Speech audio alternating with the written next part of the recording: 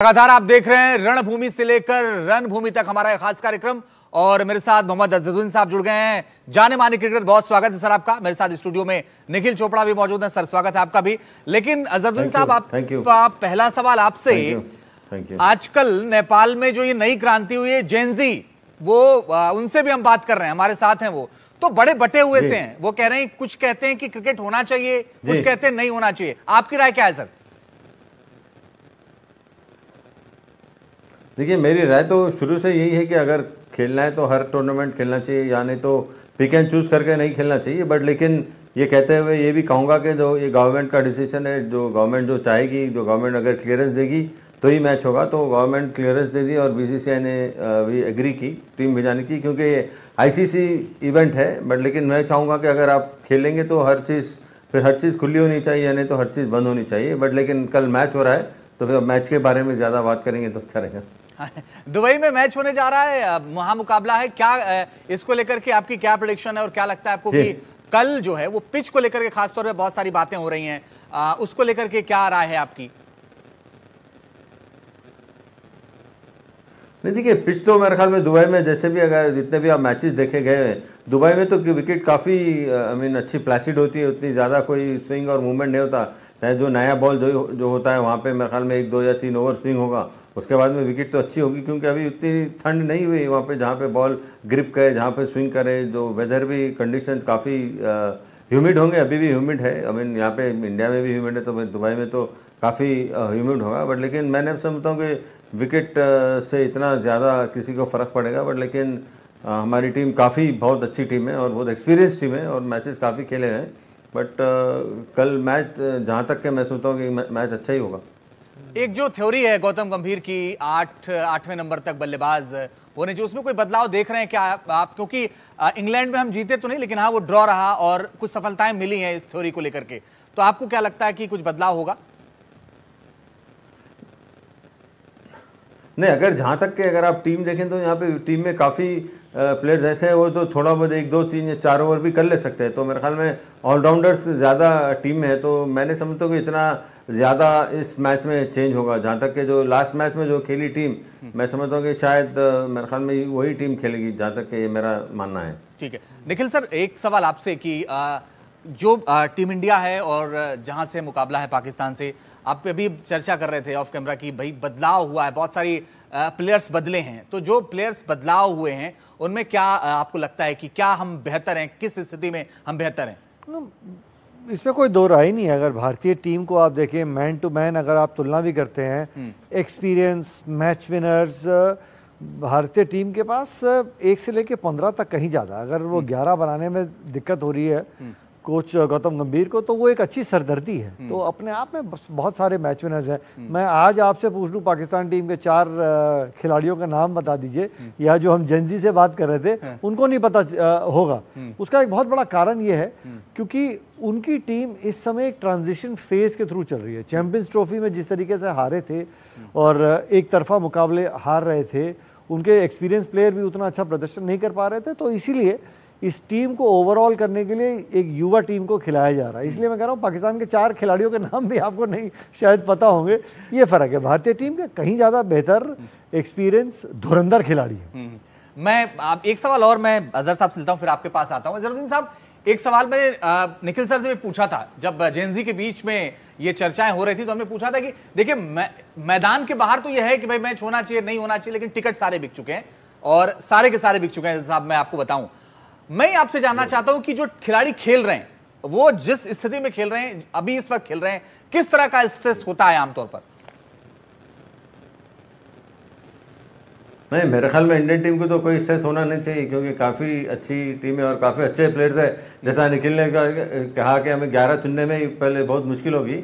और जब जहाँ तक कि पाकिस्तान टीम का सवाल है, उनके जो मेन प्लेयर्स है रिजवान और बाबर आजम, आप जो मेन प्लेयर्स को आप बिठाएंगे तो डेफिनेटली टीम, चाहे टीम कितना भी ट्रांजिशन में रहो या कहीं पे भी रहो, बट आपके जो मेन प्लेयर्स है, ठीक है वो लोग का फॉर्म अच्छा नहीं है, अच्छा नहीं खेल रहे, बट इसका मतलब ये नहीं कि आप उनको एकदम बाहर ही कर दें। बट उनके अगर वो 2 प्लेयर्स होते तो शायद पाकिस्तान टीम में काफ़ी बैलेंस होता था। बट मैं जहाँ तक मैं सोचता हूँ कि उनकी काफ़ी नो डाउट ट्रांजिशन में, बट काफ़ी इनएक्सपीरियंस प्लेयर थे।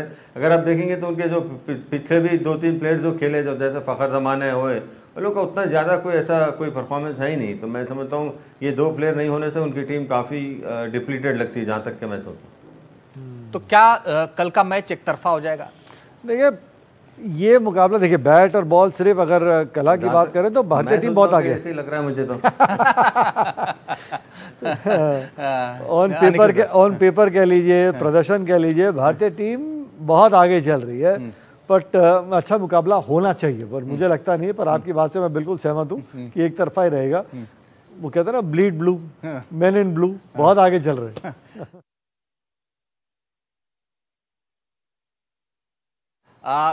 अलग अलग राय थी लोगों की, वो तो ठीक है, अब तो मैच होने ही जा रहा है।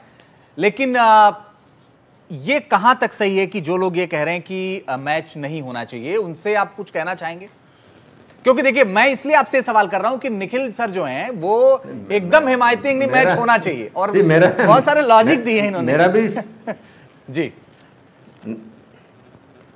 नहीं, देखिए मेरा भी ये शुरू से यही मानना है कि अगर मैच होना है तो हर टूर्नामेंट खेलना चाहिए, हर चीज़ ओपन होनी चाहिए, या तो नहीं होनी चाहिए। मेरा पहले से मेरा स्टैंड है, अभी भी यही स्टैंड है। बट लेकिन जहाँ तक के जब गवर्नमेंट जब इन्वॉल्व होती है, जब गवर्नमेंट की तरफ से जब वो मिल जाता है परमिशन, तो वहाँ पे फिर तो मैच होना ही है। उसके फिर उसमें वो कोई दो राय नहीं है, चाहे किसका भी कितना भी ओपिनियन हो जाए, कोई भी अपना अपनी बात करे, वो कोई जहाँ तक के मैं समझता हूँ कि वो उतना ज़्यादा मायने नहीं रखती। अगर शायद मैच नहीं होता तो शायद मायने रखती, बट लेकिन जब गवर्नमेंट की तरफ से आपको इशारा मिल गया है कि जाके आप मैच खेल सकते हैं, तो फिर उसमें दो कोई राय नहीं, कोई भी कुछ भी बोले उसका कुछ फर्क पड़ेगा नहीं। देखिए निखिल सर कुछ बोल रहे हैं। इसमें फर्क है ना, खिलाड़ी जो है एक तरीके से बीसीसीआई के अंडर आता है क्रिकेट, और बीसीसीआई जो अजू भाई कह रहे हैं बिल्कुल सही कह रहे हैं, वो सरकार, ये अंत में ये निर्णय उनका ही है। उन्होंने हाँ कहीं भरी है, तभी बीसीसीआई के पास गई, चयनकर्ता बैठे कि एशिया कप का 8 टीमों का मुकाबला है, मल्टीनेशन टूर्नामेंट है, टीम का चयन हुआ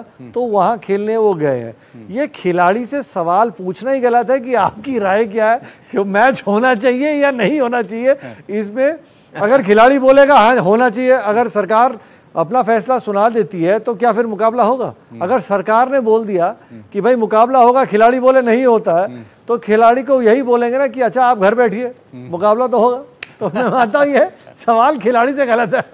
नहीं, लेकिन फिर भी खिलाड़ी की राय क्या है ये तो जानना चाहिए कि खिलाड़ी क्या सोचते हैं, ये जानना बहुत जरूरी है। खिलाड़ी की राय यही है, जो सरकार का है वही सही। ठीक है अजहर साहब, एक आपको इस वक्त की जो टीम है, मैं तो इस डेलिकेट सिचुएशन में जो सरकार का है वही सुनना चाहिए। ओके अजहर साहब, एक और बड़ी बात है कि इस वक्त जो टीम है, अर्शदीप को मौका नहीं मिल पा रहा है। इसको लेकर के बहुत सारे लोग कह रहे थे कि भाई अर्शदीप को मौका मिलना चाहिए, उनका प्रदर्शन बहुत अच्छा रहा है। क्या लग रहा है आपको?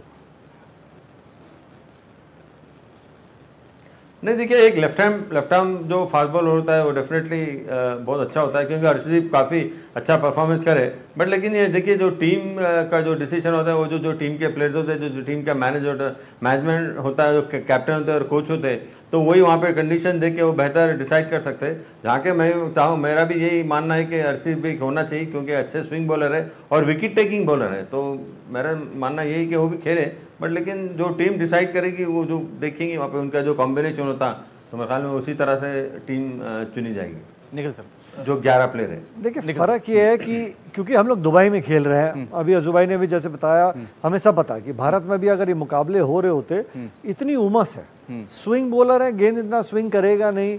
आपके पास जसप्रीत बुमराह है, साथ में हार्दिक पांड्या गेंदबाजी करते हैं, शिवम दुबे गेंदबाजी करते हैं, प्लस आपके पास 3 क्वालिटी ऐसे स्पिनर हैं जो कंडीशंस का बहुत अच्छी तरीके से फायदा उठा सकते हैं। अक्षर पटेल जैसा खिलाड़ी 8 नंबर पे आके बैटिंग कर रहा है, तो आपके पास ये एक अच्छी सरदर्दी है एक कोच के लिए, कप्तान के लिए, चयनकर्ता के लिए, कि आपकी 11 क्या मैं कह रहा हूँ 15 के 15 खिलाड़ी अपने आप में मैच विनर है। तो 11 में मुझे नहीं लगता कि कोई बदलाव आएगा कंडीशंस को मद्देनजर रखते हुए। एक और सवाल है कि यशस्वी जायसवाल को भी शायद मौका नहीं मिल पा रहा है।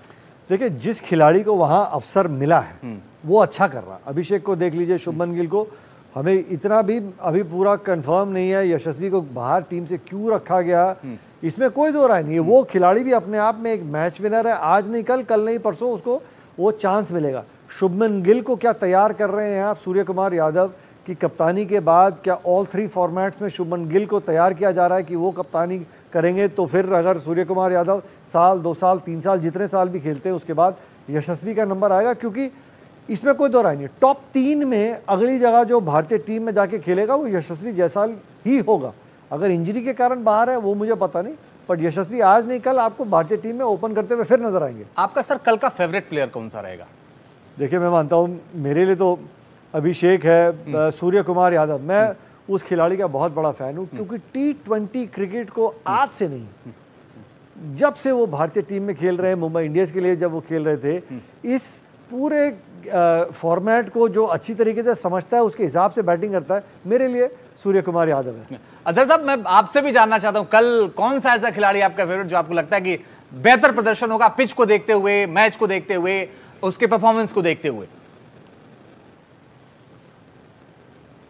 जहाँ तक के बैटिंग का सवाल है, मेरा जो फेवरेट प्लेयर होगा वो शुभमन गिल है। और जहाँ तक के बॉलिंग का सवाल है, शायद मेरे ख्याल में चक्रवर्ती कल अच्छा बॉलिंग करेंगे।